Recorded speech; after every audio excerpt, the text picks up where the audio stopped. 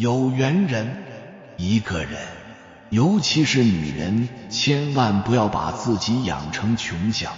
有句话说得好，宁生穷命，不生穷相。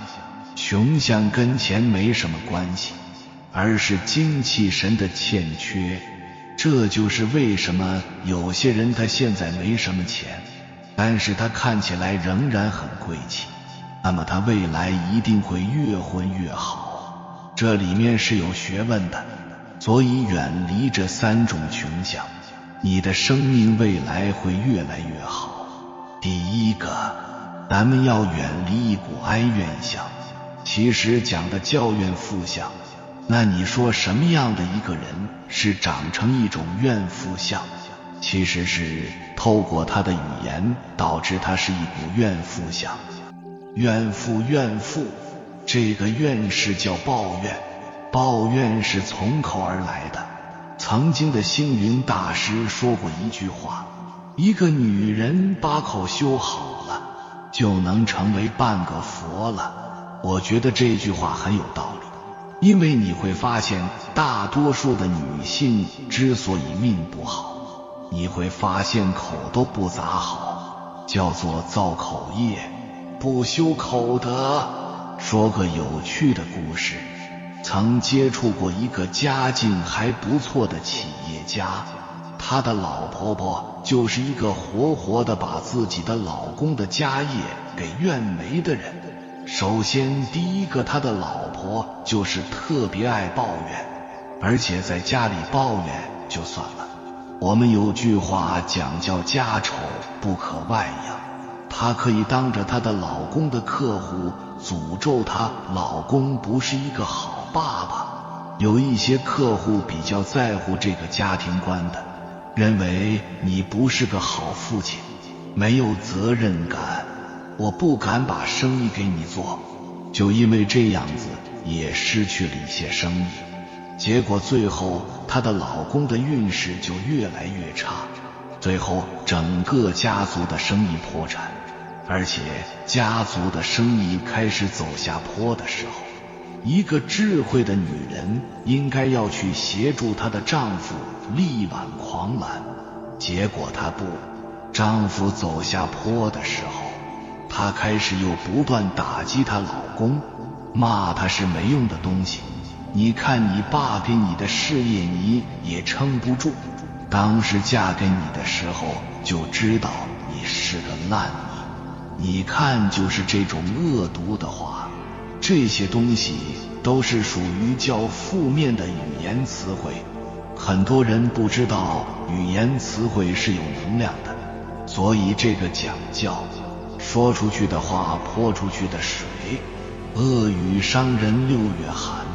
这个恶毒的话一说出去，好像一个钉子钉在木板上，你可以把钉子拔掉，说声对不起，但是钉子上这个洞是永远都在，伤了人的呀。所以如果说一个女人她管不好自己的嘴，她就很容易产生一股怨气相，叫哀怨相。第二个，我们要远离邋遢相。什么叫做邋遢相？所谓的邋遢相，不是说你穿的衣服不高档，不是名牌，简单的来说叫不修边幅。不管男的女的，你看很多的女人一旦过了中年了以后，你会发现很有趣的一个现象，命越不好的人越邋遢。你什么时候看到一个贵妇人邋里邋遢出门的？你发现反而婚姻越不幸福的，孩子越不听话的，自己每天活得不开心的，那个出个门都邋里邋遢的，那请问为什么？其实这个就是叫做貌由心改，相由心生，外向它是一种心的延伸。我的人生都这么糟糕了，我还打扮什么呢？我打扮给谁看呢？我不在乎别人对我的看法了，邋里邋遢随便了。其实这样很不好，为什么你越打扮的邋遢，你的气就越不好？你精气神越差，精气神越差，打扮的越邋遢，你就形成了个恶性循环。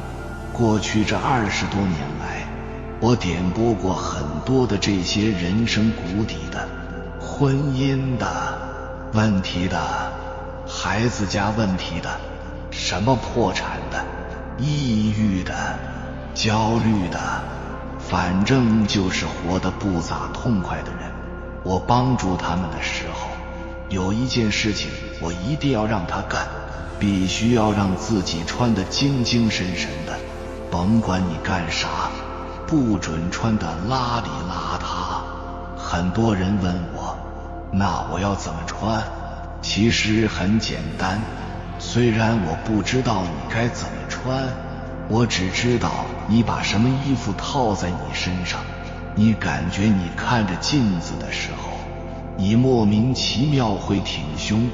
所以我相信每一个人都有这样子的经验，不同的衣服给你，它是有磁场的。所以有句话讲叫人要衣装，佛要金装。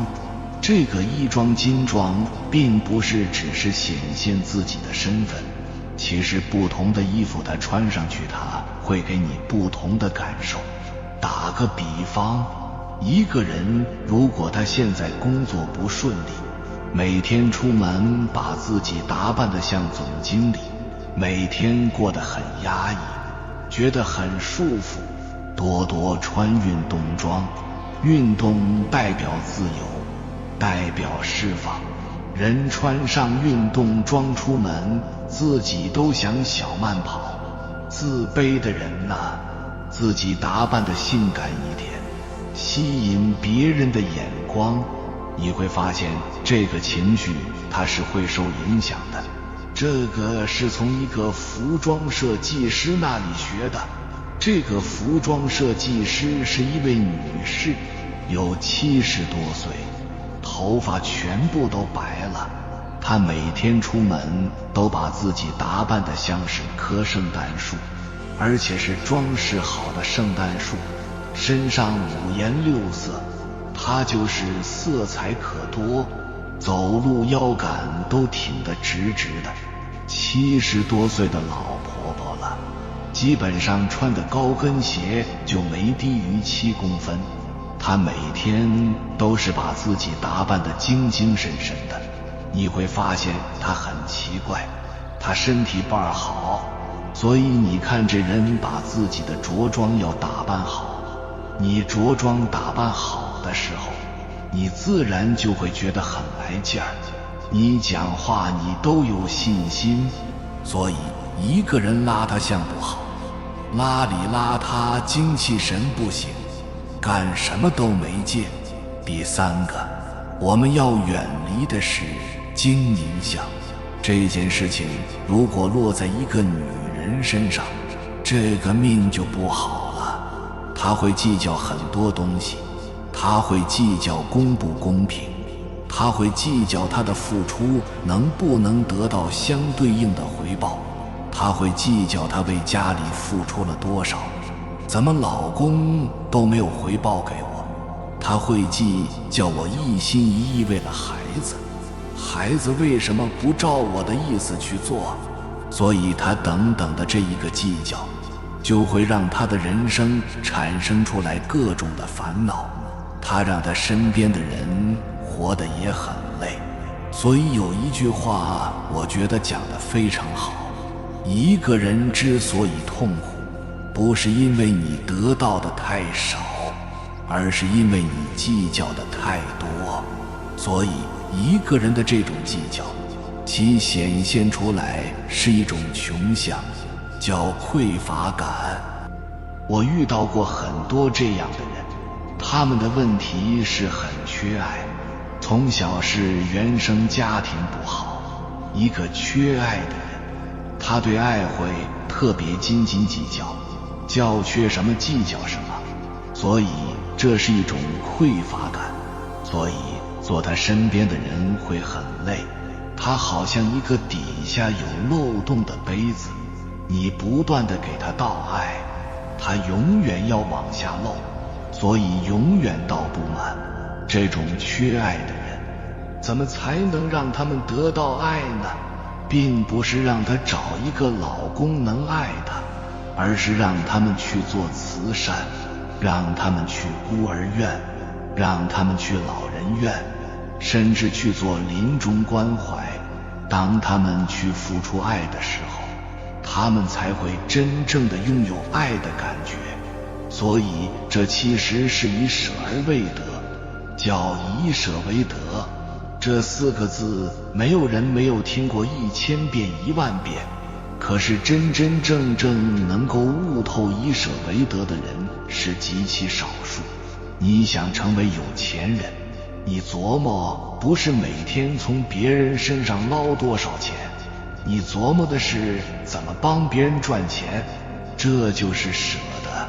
所以一个人能够把这个舍的心拿出来，把包容心拿出来，你能够付出，你就能真正的得到几乎是任何你所想要的东西。那有些人说你这个站着说话不腰疼，说起来容易做起来难，那是因为你不知道包容的底层逻辑。一个人要包容别人，首先你要具备几个信念，一切让你不痛快的人都是老天来磨练你的。所以一句话说，有磨来磨才是真修行。这个人害我了，我包容你，因为你是来磨练我。你骗了我了，我包容你，你也是来磨练我的。父母对我不好，那父母把我生下来就是来磨练我的，把所有人事物当成来帮助我们精进成长的，这样你就会能够接纳一切的发生，这个时候你的度量就大了。所以最后你会发现，高手没有看不顺眼的人，最后那些骗你的，那些给你穿小鞋的那些等等，他们慢慢会混得都没你好。为什么？因为他们都是你的老师嘛，他们是来捧起你的，所以到最后你的命也越来越好，你的运也越来越好。所以人的相是可以改变，有缘人，穷相并不可怕，真正可怕的是什么呢？明明知道这是自己的原因，但却没有采取行动去改变，把穷相变成贵气。有一种女孩，她就静静站在那里或者坐着，浑身散发出的气质就是不容侵犯，身上不一定是什么大牌，但举手投足你都觉得这个女孩子家境优渥，干净大气，优雅明媚。她安静，不争不吵不炫耀，内心是自由的，眼神是平和的，思想是放松的。她见过大世面，经历过人生起起伏伏，遇到过形形色色的人，很多时候她会沉默不语，看透了从不说透。贵气的女生生活非常的简单，简简单单，干干净净。她也懂得取悦自己，富有诗书气自华。真正贵气的女人是灵魂高贵，即便相貌平平，但是在人群之中一眼就能被看见，温柔中透着一股清冷感。贵气的女人会令异性望而却步，贵气是权贵的象征，是母仪天下的德行，有驾驭万物的能力，这就是贵气之所在。这种贵气不是与生俱来的，跟你的背景、你的环境没有任何直接关系。富家千金不一定有贵气，贵气是从内往外散发出来的一种气场，一种能量。其实人的贵气并不是与生俱来的，而是后天养成的。有缘人，接下来我将与你分享几个变贵气的习惯，希望每个女孩子收获满满，做一个有气质的女孩子，养出自己内在的松弛坚定，外在的从容贵气。作为一个女人，如果说你没有做对这5件事，那么你就会拥有贫穷之气，那你身边吸来的都是跟你一样的人，就是一群倒霉鬼。如果你做对这5件事，你就能成为一个自带贵气的女人。你有贵气，自然吸来的是贵人。所以请你耐心看完接下来的影片，你的人生会更加的辉煌，你的人生也会更加的精彩。成为一个自带贵气的人。一个人的贵气的贵，其实指的不是他的财产贵，不是说他使用的东西贵，而是叫做尊贵，是他身上的那股气场。第一，在我看来，最好的方法一定是读书。读书就是变美性价比最高的捷径。你脑子里面有东西，谈吐才会好，才会让人觉得你这个人有质感。反观很多帅哥美女，明明长了一张好看的脸蛋，化着精致的妆，穿着也很时髦，但是一开口无比的粗俗、空洞、肤浅，整个人的形象直接崩盘。言之无物，讲话有口音，还有讲话支支吾吾，有气无力，或是咋咋呼呼，特别急躁，都非常减分。正如曾国藩所说，人之气质由于天生，本难改变，唯读书则可以变其气质。读书可以改变一个人的气质，可以提升一个人的格局，还能开阔一个人的眼界。多读好书，多读圣贤书，你就会逐渐变得有文化，有涵养。接着第2点，你要消除你身上的惬意，去刻意练习一种坚定自如的感觉。有个词儿叫相由心生，很多人之所以会给人一种小家子气的感觉，就是因为他灵魂的底色是很怯、很紧绷的，时刻担心出错，时刻觉得自己不配。而真正有贵气感的大美人，一定是大大方方、自然舒展的。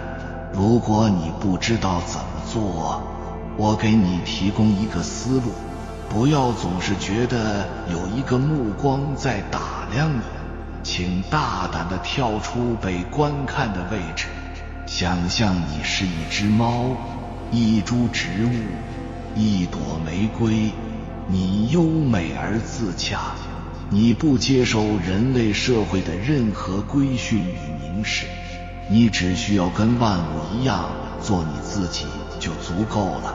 贵气的第3个条件，这个女人她是不和容貌较劲，去繁从简，切忌用力过猛。在穿搭方面，衣服质感大于衣服数量；在妆容方面，皮肤底子大于化妆技术。干净透亮的皮肤会给人好的观感。当一个女人特别的注重打扮，特别注重容貌的时候，这个女人的贵气其实并不高。有很多非常漂亮的女人，很精致，身材超级棒，她有容貌颜值，但是她没有气质的颜值。她一说话见光死。一个女人的气质其实也是一种颜值，我们俗称内在美。你比如说，有些女孩子今天这里打一针的，明天那里填一点的，特别注重容貌。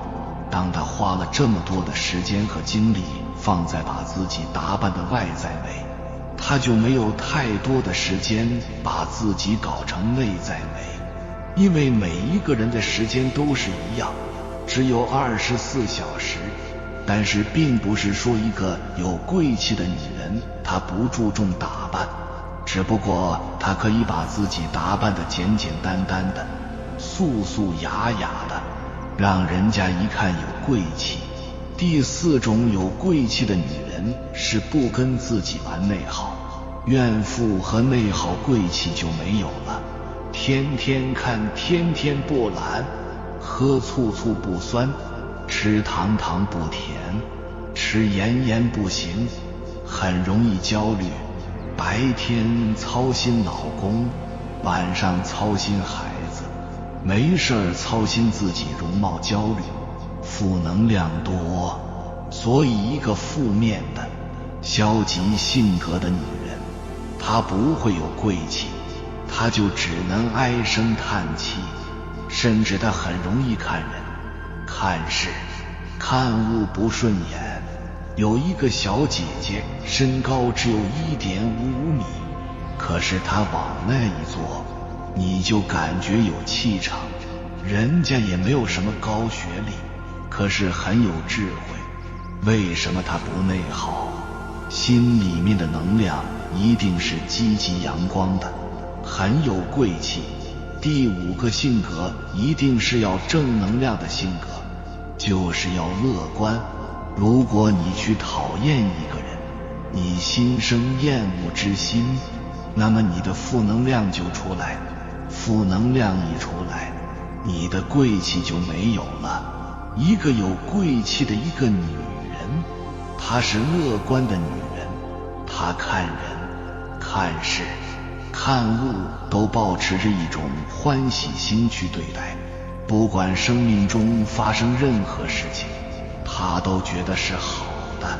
所以你看这样子的人，他人缘好，他善于看人的优点，他看你也喜欢，看他也喜欢。为什么会讨厌你呢？每一个人的内心里头都有2个自己，一个叫天使的我，一个叫魔鬼的我。在我看来，任何一个魔鬼只不过是他没有把他那颗魔鬼心管好，而他没有善用他那颗天使心。所以我们不会看人不顺眼。那这样子谁受益呢？我受益。所以说第3个，一个有贵气的人，他应该是乐观的、积极的、阳光的，看人看事物都看美好的一面，因为美好而让我们有尊贵之气。所以一个人有没有贵气，其实一看就知道了。这样的贵气，它不是靠金钱和奢侈品堆砌出来的这种伪精致，而是来自于这种独立的思想和精神的丰盈。因此，如果你想培养自己身上的贵气，把我刚刚讲的这5件事情修好，你自然有贵气。如果一个女孩突然有气质了，她面相变好看了，整个人的精气神都变好了，你不要问她用了什么护肤品，做了什么项目什么的，她一定是扛过了无人问津的黑暗时光，从纯真到黑化，再回归到纯良。没人知道她放弃了什么，又坚持了什么。可是当你看到她涅槃重生的那一刻的时候，就再也没有人能够搅动她内心半分了。你不要去指责她的强势，因为你根本不知道她在孤立无援需要帮助的时候，她自己经历过怎样的恐惧和无助。她只能一个人咬着牙披上战甲，迎难而上，独自走过逆境的女人，他一个人站在，那就是千军万马，独自走过低谷的女孩子，依然保持善良，只能依靠自己，陪着自己一年又一年，看透了人性，能留下来的人，他都会加倍珍惜与感恩。但他悄悄换上了一种性格，不再对人过分热情，不再期待任何人的出现，坦然自若，有边界感与任何人相处。边界感强的女孩子，心中有把尺，有分寸，不喜欢打扰别人，也不喜欢别人打扰自己。高贵的气质让人另去而望。很多人以为这样女孩子是海王，殊不知这样的女孩子独来独往，一个人走了很长时间。曾经的她期待过爱情，但始终很难遇到真正的情感关系，遇到都是短暂性的暧昧。无恋爱经历的她就像一张白纸，又是清醒的恋爱脑，理性又感性。这样的她不会很快进入一段恋爱关系，因为她清楚自己需要什么样的生活。一旦认定一个人后，就会好好相处下去，珍惜来之不易的人。贵气感的女孩子异性桃花很少，并不是她们眼光高，而是那些异性桃花反而喜欢无边界感的女生。而贵气感的女生话少，不会主动去撩人撩骚，因为她们的知因果，她们的三观不允许成为那样的人，是一个边界感很强的女性。所以贵气感的女人一生静清且平静，在自己的世界独善其身，在别人的世界顺其自然。女人的精致和优雅是讲究出来的，接纳自己，忠于自己，坚持自己，连魂灵都会变得有香气。女孩子随时都要把自己收拾得体面干净，约会要散发出我很贵的气息。贵气一定是内外兼修。都说美人在骨不在皮，那种被富贵滋养有内涵的气质，就是人间富贵花的骨。外表会老去，只有气质会伴随女性一生。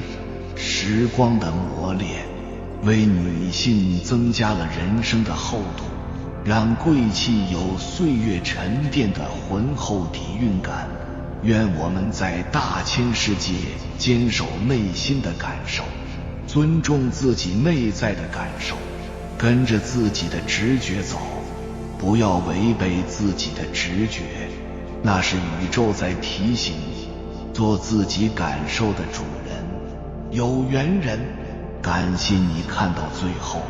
如果今天的影片对你有所帮助，请按个赞给我响应，回复一句养出贵气，自有福气。